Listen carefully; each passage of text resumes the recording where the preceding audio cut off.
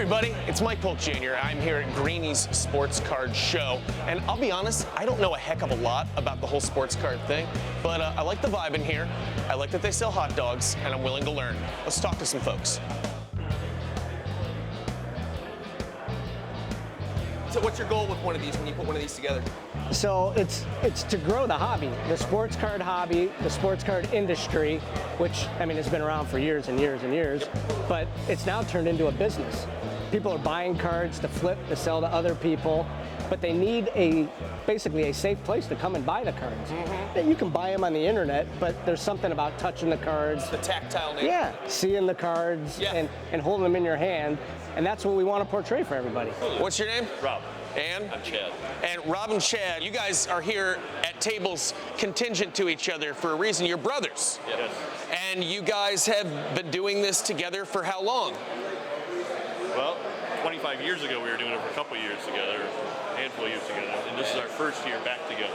After 25 years? Yeah. This is a big moment then. Our last show, I think I was 22 and that was 25 years ago.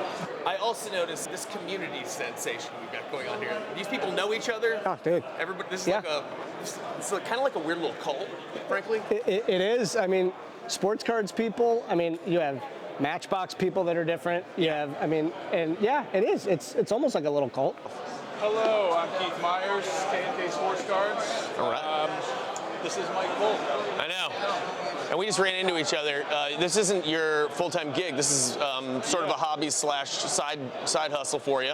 Yep. Where'd you get all these goods and wares? Majority of this stuff Yes. from me and my father's collection from the 90s. Cool. That has been buried for years. That's how you got started, though, with your dad? Yep, back in 87 Topps, my first sort of entry, and then the 89 Upper Deck Griffey. It was a big deal. And now I have a 15-month-old son, so I've kind of used that as an excuse to get back in to keep the generations going. And to get out of the house, away from the 15-month-old son. Look at that. 87 Topps. This was not set up. No, not at all. This is the set that got me into collecting sports cards. Wow. Well, this is nostalgic for you. That's the set that got you into it, huh? Yes. Well, it just so happens we got one right They here. aren't worth anything, I will say that. Well, they're worth your memories. Yes. What is something that I should definitely stop and see while I'm here, do you think? Is there one thing that stands out? There's a lot of people with some of the nice graded cards. I think there's actually a Babe Ruth autograph card here. Yeah. Is that normal to have that kind of quality? At my shows, yes. We're sitting like kind of close to a Babe Ruth card right now. Yeah, an autograph. And there's also like chicken fingers in the back. And there's chicken fingers. That's not bad. No, we get the best of both worlds here. What's your name? Charlie. Charlie, how you doing, man? Good, how are you? I'm good. You look stoked to be here and be doing this right now. Yeah. Is this the worst moment of your life? No. All right, we're gonna get through this together. What do you got here? You got some cards? Yep. What are you selling these? Yeah. Why? So I can make money. Making that money. What are we saving up for? Really nothing. More cards? Yeah, pretty much. It's how they get you. It's one of those kind of games. How long you been doing this? 10, 15 years? Just like a year since like COVID, the quarantine. That's when I started. So you went to baseball cards during COVID and quarantine? Yeah. Just to give you something to do? Yep. Why did you get into this? So as a kid growing up, I collected cards all the time. My dad was into sports media, and he would buy me packs of cards, and I'd build the sets.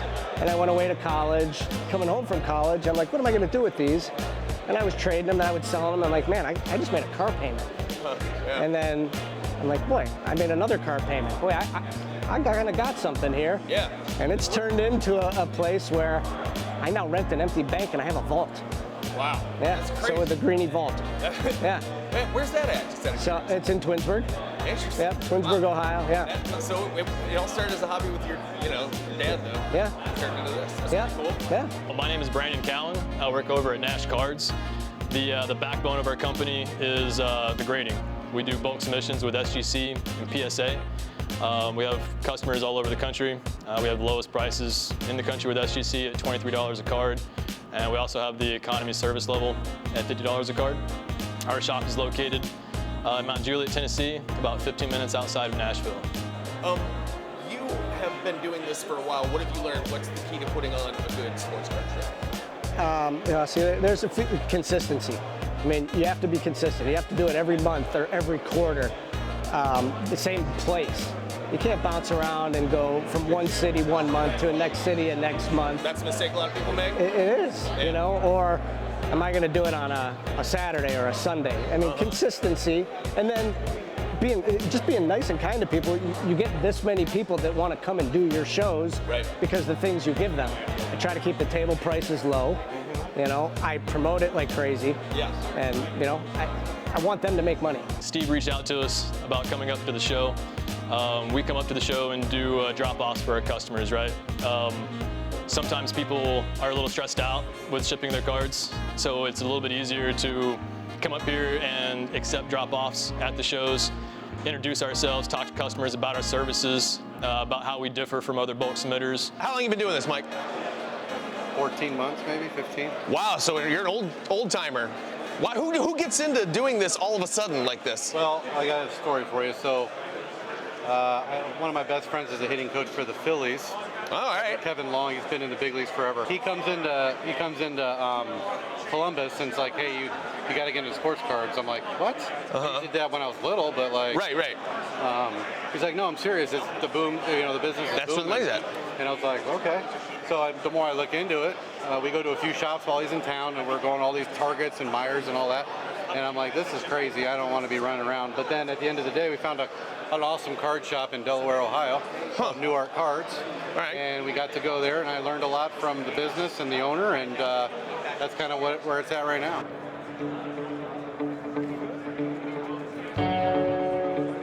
What's a mistake that you made along the way that you learned from? That's a good question. The inconsistencies.